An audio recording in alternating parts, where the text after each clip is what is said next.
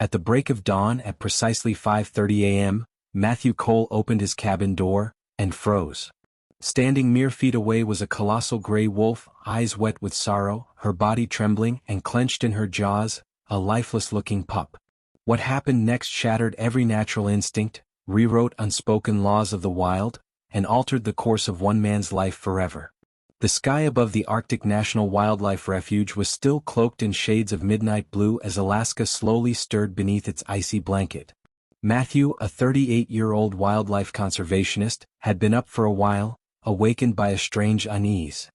His log cabin, sitting quietly at the edge of the reserve, was still gripped by the bitter morning cold. When he pulled open the heavy wooden door, a sharp breath escaped him. A massive gray wolf stood motionless on the porch. Snow clung to her thick fur and her body shook in the wind. But it wasn't her size or the danger she posed that stopped Matthew in his tracks. It was her eyes. They shimmered with grief. There was no malice, no aggression. Only sorrow and desperation. She made no sound. No growl. No threat. Just a haunting stillness. Gently, she lowered the tiny pup from her jaws onto the cold wooden floor. The little one wasn't dead, but he was close. His tiny limbs were limp, fur stiff with frost, body as cold as stone. Matthew instinctively stepped back, his pulse racing. The rifle near the fireplace crossed his mind, but something deeper, older than fear, rooted him to the spot.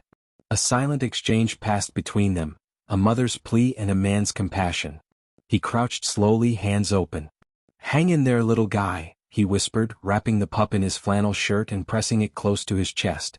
Inside, he laid the pup gently by the fire, trying to warm his frail body while dialing the only person he could trust with something this delicate.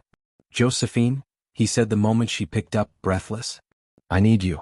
Urgently." Josephine Raines, a skilled local vet and longtime friend, didn't hesitate. Calmly, she gave instructions. "Mix warm water with honey, feed it slowly through a dropper, keep him warm and stay calm. Matt, and be careful. She's still out there." And she was. The mother wolf hadn't budged. She sat silently on the porch, watching through the window.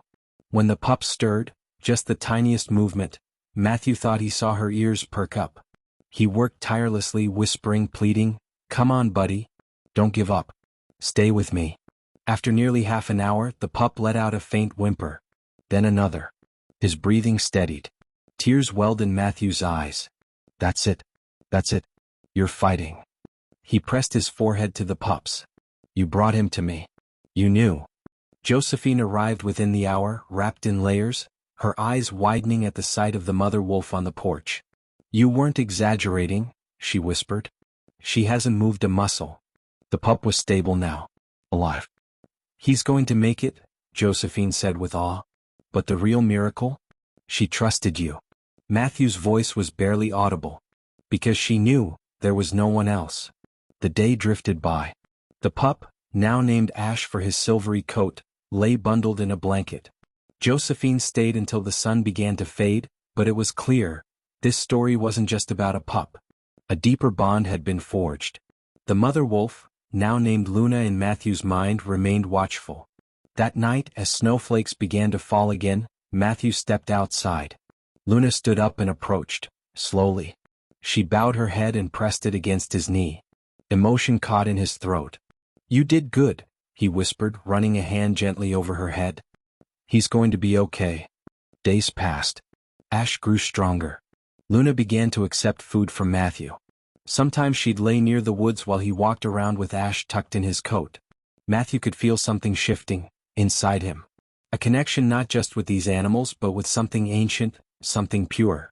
One morning, a week later, Ash bounded across the cabin floor, tail wagging. Luna watched from a distance. Ash stumbled toward her and Matthew knew it was time. Carrying Ash to the porch, he crouched beside him. Luna met them halfway, nuzzling her son with gentle urgency. "He belongs with you," Matthew said softly. "You trusted me. And I'll never forget that."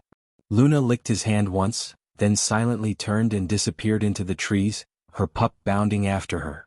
Matthew stood there long after they'd vanished, his heart aching with gratitude and something that felt like purpose. "Thank you for finding me," he whispered into the wind. From that day on, he'd often see two silhouettes near the tree line, Luna and Ash.